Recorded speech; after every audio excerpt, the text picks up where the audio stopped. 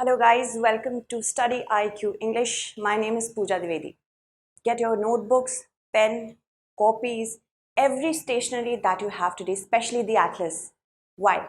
Because we are going to cover an extremely significant topic from not only the perspective of UPSC preliminary examination, but also from the perspective of GS mains paper second, specifically international relations part.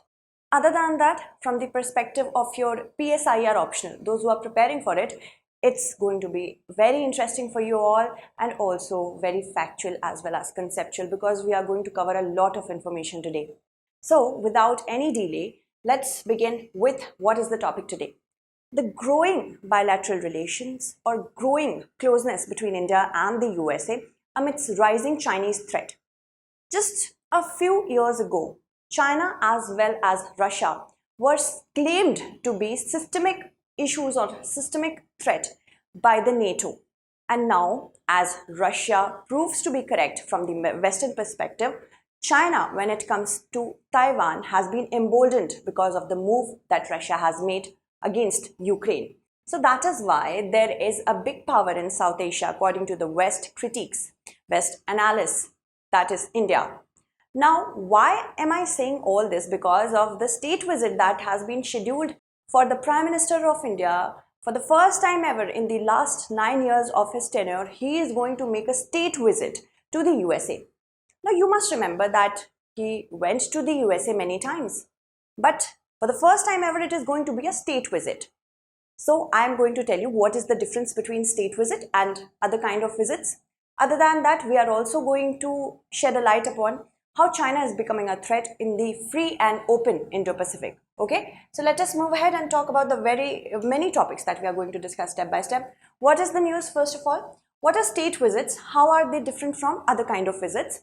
What is the significance and how it is in a process? Whenever a state visit happens, what is the process of it? We are also going to discuss how is a state visit very different from a regular visit. What will be the primary focus? The growing bilateral relations between India and the USA. The US-India relations in the Biden era. We are going to discuss it from the Obama era, alright? We are also going to talk about all the information that is important for us from the perspective of your examination about the Indo-Pacific. How is China becoming a threat? And since the last decade, it has manifested that it is actually a threat. Now, what is being done to counter China and how is India playing a role in that? We are going to discuss all of that. Moving ahead, first of all, let us talk about what is the news. The US President has invited Shri Narendra Modi, the Prime Minister of India, for a state visit, and he will also host, President Biden will host a dinner, White House dinner on June 22nd. The visit will take place from 21st of June onwards, and it is going to be a few days long. Now, this is very interesting. Why? Let's know that. Now, what is a state visit? That is important for us to know. The visits to foreign countries which is led by head of state or government. In case of parliamentary democracies, it is the government acting in their sovereign capacity. We will explain all that. They are officially described as visit of name of the state, like visit of India in the current scenario rather than the visit of Narendra Modi. It's not going to be like that. See, the US President in his or her sovereign capacity is going to invite a foreign leader, and this is why it is a state visit. It is not called upon by any other leader. The Vice President cannot do so of the USA, cannot do that for a state visit. They can call people for other sorts of visit, but not for the state visit. It is the right of the sovereign. Okay, moving ahead. Now, other important points. State visit to the USA only occur on the invitation of the president, and that is why it is very symbolic in nature. It's like showing to the world that this country is very important to us. That is why we are making the move to show them that please come to my country, please visit my country. We are going to solidify our relationship in front of the world. Okay, and this is on the invitation of the President of the United States acting in their capacity as the head of state. And first state visit to the USA is going to be by the current Prime Minister. Before that also, he went on different visits. Shri Narendra Modi went on different visits. But for the first time ever, it is going to be a state visit. Moving ahead. Now, state visits, they are typically few days long, 3 to 4 days long. They comprise a number of elaborate ceremonies. See, They are made up of ceremonial significance. The ceremonies, the pomp and show is the kingpin of the entire process. So that is why it might be possible that not as much could be achieved during a state visit, because there are so many ceremonies. But it's not like that they are not significant enough. There are going to be certain facets which are going to be discussed between our Prime Minister and the rest of the delegates, maybe if they are going along, and the President and their delegates. Now, a flight line ceremony is the first thing that takes place in the process. This is when Shri Narendra Modi will land at the airport, and then at the tarmac he will be received, and this is the beginning of the entire process. Okay, moving ahead, now a 21 gun salute will also be given, and this is the White House arrival ceremony. Other than that, an exquisite White House dinner, exchange of diplomatic gifts, along with the flag street lining when the flags are put besides the streets. This is also going to be there. An invitation to stay at the Blair House, which is the guest house of the President of the United States in Pennsylvania Avenue. So all these are very elaborate, very pompous in nature. Moving ahead, now if we have to talk about how is it different from the regular visits, as I told you that Shri Narendra Modi went on many different visits to the USA but never on a state visit. See, state visits are the highest ranked category of foreign visits, and they are of huge ceremonial importance. It's like having a guest of honor, but in diplomatic terms, it has been solidified by the invitation of the President. The highest expression it is of friendly bilateral relations. It is interesting that now the tenure is coming to the end of Joe Biden. So this is very important for India. This is a key takeaway, that why is India being called? Specifically, if we are going to talk about that India, once every 4 years it could be done, that a state visit is asked by the President of the United States. So it is relatively rare, doesn't happen very often. These are made in sovereign capacity with only the head of the state. In case of a democracy, parliamentary government's democracy, it's the head of the government who can invite any foreign leader. The other kind of visits can be called by crown princes, vice presidents, ceremonial heads of states, etc. All right, moving ahead. Now, if we talk about the diplomatic policy of the USA, this is very important for us to know from the preliminary perspective. Please do note it down. All right, and do not, get your attention somewhere else. Be here with me only. US's diplomatic policy says the president can host no more than one leader from any nation, and that happens once every 4 years, and that is why these are so rare in nature. Okay, so that is why I was saying that it is relatively rare. Other sorts of visit include official visit, official working visits, guest of government visits, and private visits. So I hope this is clear to you. Moving ahead, if we talk about who other than our current Prime Minister, who are the other Prime Ministers or Presidents who went for an official state visit. So it was as the Prime Minister Manmohan Singh went in 2009. And the first ever president to go on an official visit, on a state visit, beg your pardon, it's a state visit, was Dr. Radhakrishnan. So, President and Prime Minister, remember that could be asked in preliminary examination, although it's too factual in nature, still you have to know. Now, these are the many other visits of the Prime Minister of India, current one. Working visit, attended Nuclear Security Summit in 2016, and working lunch in 2016, official working visit in 2017, and participated in rally in Houston in 2019. So it's pretty, you can see, India and US have started their engagement very so often. Now, one thing I would like to add over here is that I hope you know that, if you don't, please stay with me, that because of the 2002 Gujarat riots, his visa, Shri Narendra Modi's visa was denied, and it was reinstated very later on.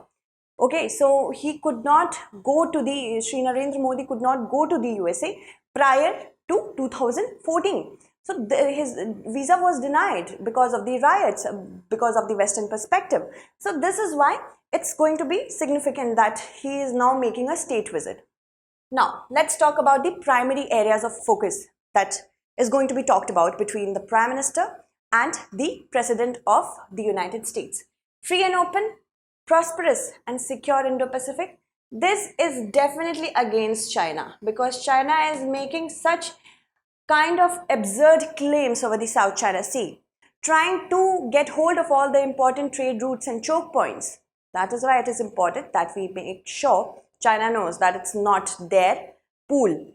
And strategic technology partnership. As the technology increases in the current scenario, of course, the foreign relations are not going to be untouched. The defense, clean energy and space. These are the other important topics. Now, 2014 was the year when Obama invited Sri Narendra Modi to the USA. It was a high-profile visit, and the main aim was to attract investment. See, very importantly, we have to know, until and unless a country does not make trade relations with another country, it's not very important. This is the harsh truth, and this is the acceptable truth in the foreign relations. There is a codependency on when it comes to the economic front. It is a codependency, then only one can think about making good relations with another country. Okay, so a memorandum of understanding was signed between the Export-Import Bank and an Indian energy agency that provides up to $1 billion US, and it helped India to develop low carbon energy alternative and also helped the USA to aid renewable energy exports to India. We have to keep certain things in mind like these. That what was the memorandum of understanding from the perspective of your mains examination. These are the things that you have to understand. Small facets you have to connect throughout. When a thread is connected, then only you can write a good answer. Alright, moving ahead, it was 2015 when Obama's second visit took place to India, and that elevated the ties. This was when Obama was invited as the chief guest for the Republic Day parade, and here he stated that America can be India's best partner, and it was a breakthrough on nuclear related issues that helped India and USA to implement civil nuclear deal to ensure clean energy. Also, US Secretary of Defense and India's Defense Minister signed many documents, a very important document, and this document was in the process since the last decade. So, as you can see, it could materialize only in 2015, and it was to renew the 10-year US-India Defense Framework Agreement. Very interesting. Moving ahead to the next portion. Benefits were given of being a US treaty ally, and this is something that changed the trajectory of USA and India's defense relations forever, I must say. Now, this gave access to defense technology. Though the alliance is not formal, but it is totally acceptable to us to ensure that India made a good example of not being a formal ally, but getting important technology, defense technology, that too by the USA. Moving on, okay, please do not get your attention somewhere else. Yes, keep on watching. 2016 was when Obama recognized India as a major defense partner, which no other country got. This was the time. Obama was someone who changed the landscape. And at his time, at his tenure only, who was the vice president? Joe Biden was the vice president. So we can say that the duo ensured that they had good relations with India. So you can see how we are connecting these threads. 2016, USA and India signed an agreement on deepen military cooperation, and this was the time when we knew that it is of course because of China. This agreement was signed. LEMOA, which is the Logistics Exchange Memorandum of Agreement, or LEMOA we can call it. It is one of the 4 foundational military agreements, and you can I will tell you about 3. You have to tell me in the comment segment which one I am not telling you. Okay, so it was signed on 29th August 2016 to facilitate agreements that establish the basic terms, conditions and procedures for reciprocal provision of logistic support, supplies and service. In simple plain terms, it is something like you come to my port, I will help you with the logistics such as water, electricity. If your ship is needing some medical assistance, I will give it to you. Same you have to do for my ships as well. Armed Forces of India, it was between the Armed Forces of India and United States. I am telling you by the example of Navy, it can be for armies as well. Alright, moving on. And this agreement doesn't create any obligations that you have to do it. You have to do it, but it is like a symbolic thing. That please, if I am going to your port, if I am landing at your ports, please help us with these kind of things and I expect the same to you. This is kind of a bonding agreement. Although not creating any obligation, still it is there.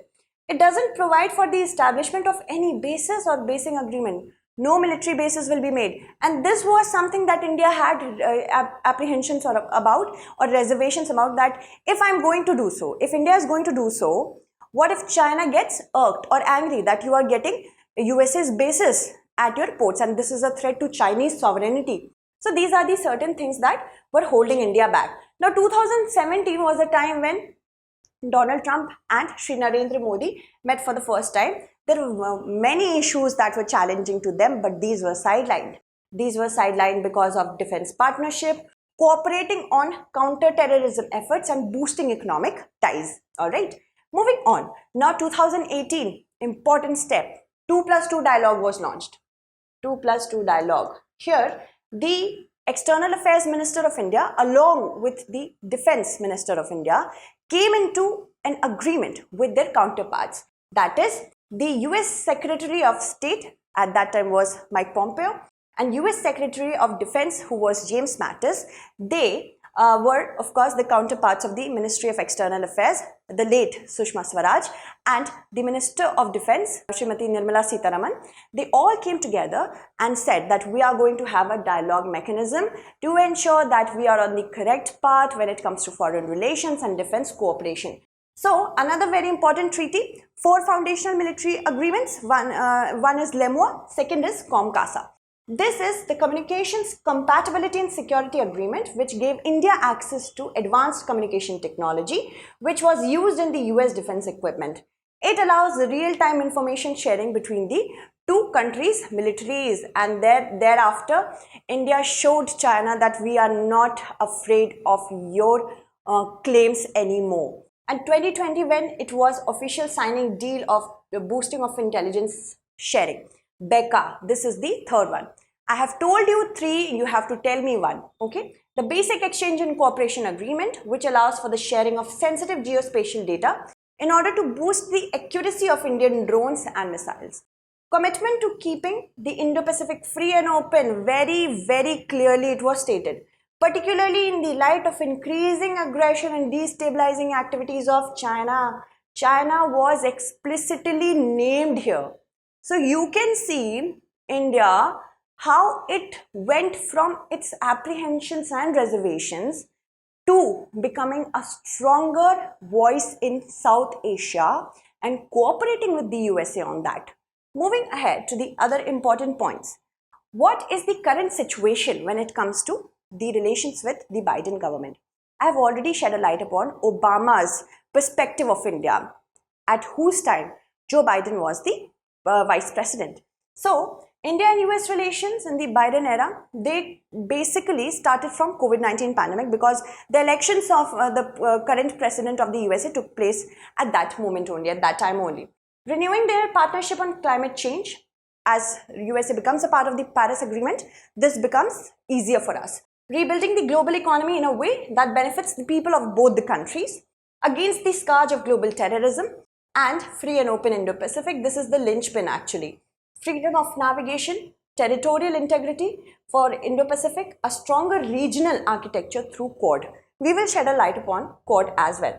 Moving ahead, if we talk about Indo-Pacific, what is Indo-Pacific?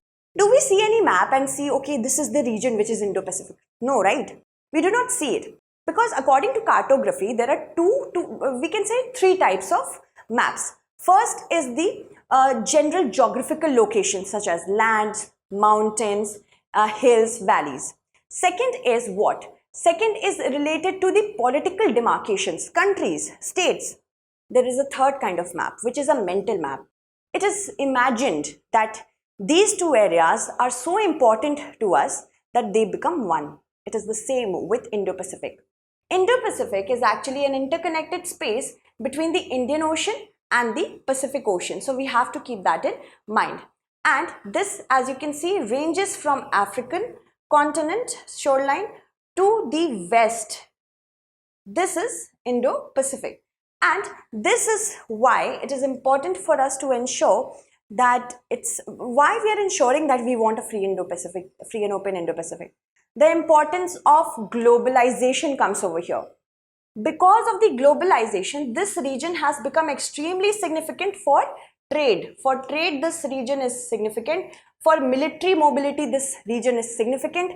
For energy security, this region is significant. When it comes to getting resources from this region in terms of natural gas, sea sources, this region is extremely significant. And that is why China wants to dominate this region, and that is why India and USA want to ensure that we do not want one single country to dominate this region. This is the right of all the coastal countries who are wanting to have their trade from here, who are wanting to have their sources come from here. So these are the many reasons. Moving ahead, if we talk about the concept of Indo-Pacific, it is a continuum across the two oceans, Indian Ocean and Pacific Ocean, which is joined together by its main trading channel, which is the Strait of Malacca. Strait of Malacca is between Malaysia and Singapore, and that is why it becomes extremely significant that this particular choke point is not dominated by any country. China also calls it the Malacca Dilemma. In order to ensure that it does not fall to the Malacca Dilemma, it chooses certain countries like Sri Lanka, Maldives, and puts their ports over there. China gets its ports in these countries so that it can militarize these countries and does not have to trade through the Strait of Malacca. So this is the Malacca Dilemma that it has. Moving on, if we talk about why is Indo-Pacific so important, I have already given you a gist, but we can go through reasons as well. First of all, the growing footprint of China across the length and breadth of the region. The claims that it makes that South China Sea was the part of the Chinese kingdom because of the 9-dash line, it has shown no evidences that it is true. Second is the relative decline of the US alliance system and its strive for resurgence. People are saying, and analysts are saying, not people, that it is not the time of the USA anymore because of the Russian emboldened step of invading Ukraine. Other than that, of course, because of its flight from Afghanistan. But it wants resurgence. We thought that it is going to be an year of Europe again, but it is not. It is still the era of Indo-Pacific because of the Chinese threat. Alright, moving ahead to another point is that how is China a threat?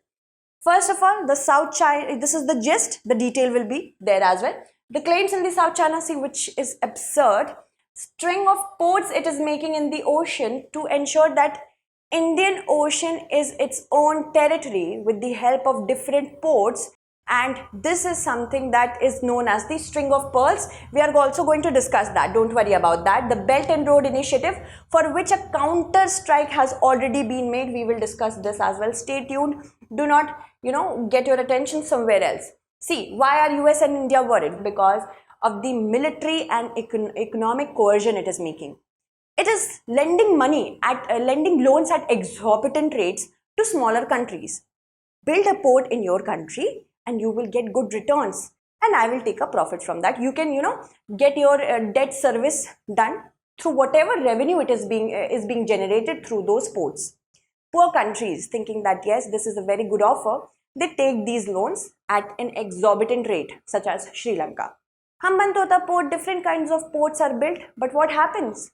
When these ports are not able to generate revenue, China gets its foot down saying that now we are going to take away your port, we are going to put our military bases over there so that you can pay in some kind or the other. This is what it is doing. This is economic coercion and hence military coercion. So it established overseas military bases, establishing global logistics and basic infrastructure in the name of development and then putting their navies over there. It officially opened a base in Djibouti, which it said that it wouldn't ever do so. So you can see that Chinese finance ports are also going in Tanzania, in Djibouti. This is the country Djibouti. Rail link is also there in Sudan. So it is making inroads in Africa. It's very intelligent, very cunningly intelligent. So in order to have, a say in the entire thing, if I want to say, that is why it is important to counter China. Okay. So it is establishing global logistics and basic infrastructure. It officially opened a base in Djibouti in 2017, and it refers to its bases in Djibouti as logistics facility, and that we are developing them. And if sometimes it can happen that China needs the assistance of Africa, it has a port in Djibouti. Okay, so these are the certain things that we have to keep in mind. Next is, of course, stealing resources in South China Sea. How? By doing everything and anything possible. It intimidates other coastal countries. It bullies them out of offshore resources. It threatens them out of shipping lanes, saying to them that no, this region is ours, our ports are there, especially because of the militarization of the Spratly Islands. It is ensuring that Chinese Navy is present every time, getting hands on all the sorts of resources. Poor smaller countries can never have a say in this. It asserts unilateral dominion, deprives fishermen of access to their livelihoods, shooting fishermen's boats also. No coherent legal basis is there for the 9-dash line, for which it says that South China Sea, because of these 9 dashes in the South China Seas, it says that South China Sea is their own pool. So nobody else, no country else can have their resources from there. So this is what China is doing. Now, as you can see, I have already told you about the string of pearls theory. It has acquired many important ports in the Indian Ocean. For Myanmar, it's Sittwe. For Bangladesh, it's Chittagong. For Sri Lanka, it's Hambantota. Then for Pakistan, it's Gwadar. So it is securing its trade channels, and it is encircling India from the seas as well as the land. So this is Chinese string of pearls concept. In 2016, an arbitral tribunal constituted, which was under the 1982 law of the Sea Convention. It rejected much of the Chinese claims on South China Sea, and the thing is that China is a state party to this convention. Still, it is not, abiding by the rules. This is what China is doing. So, if any country, forgets the rules, the principles, the guiding principles, of course, it has to toe the line. That's the rule. So there are many important steps that have been taken in the past to counter China. First is Quad, which is the union of many democratic countries such as India, Australia, USA, and Japan, in order to keep Indo Pacific region free, open, and prosperous. And this idea was mooted by the Japanese Prime Minister in 2007. Shinzo Abe, and because of that only, this particular quadrilateral grouping is between us. So Australia wanted to join, but because of Chinese coercion, it couldn't do so. Later on, it did join. Okay, moving ahead. Now, if we talk about AUKUS, AUKUS is an alliance between US, UK, and Australia. This is a trilateral security partnership for the Indo-Pacific region. This was signed only in the year 2021. And what does it entail? It entails sharing of US nuclear submarine technology for Australia. These submarines will be propelled by the help of nuclear energy, not having any sorts of weapons. This is not something which is very clear to many of you. Moving ahead, another important point is Indo-Pacific Economic Framework. In order to ensure that the smaller coastal countries of Indo-Pacific region get loans at good, interest rate, not exorbitant interest rate that China is doing. Also, to ensure that sustainable infrastructure can be developed in these regions, this particular framework has been launched. Okay, moving ahead, I will also attach the PDF, so don't worry about the coverage. Recently, a very important step has been undertaken, which is being touted something that is going to change the entire political game scenario, international political game scenario.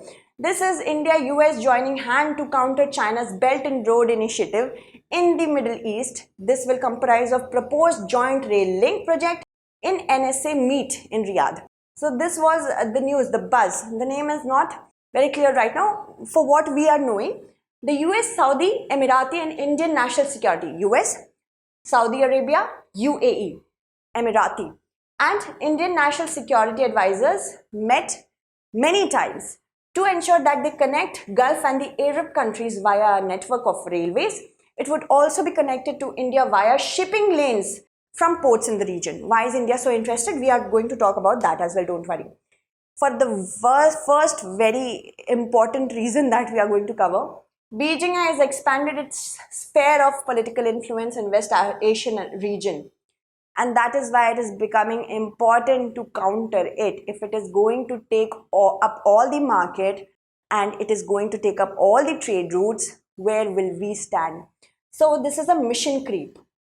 The thawing of ice between Iran and Saudi Arabia, it caught India by surprise. China was very quick to take advantage of it. So this has a potential implication for India's interest in West Asia. And such connectivity will allow for faster movement of the crude and minimize India's cost in the long term. So this is why India is interested in this particular, you can say, connectivity project. The project will help India build a brand as infrastructure builder in the railway sector, because Israel was the one through the I2U2 forum who said that India is a good builder when it comes to railways. So because of this particular reason, India will get a hand on it.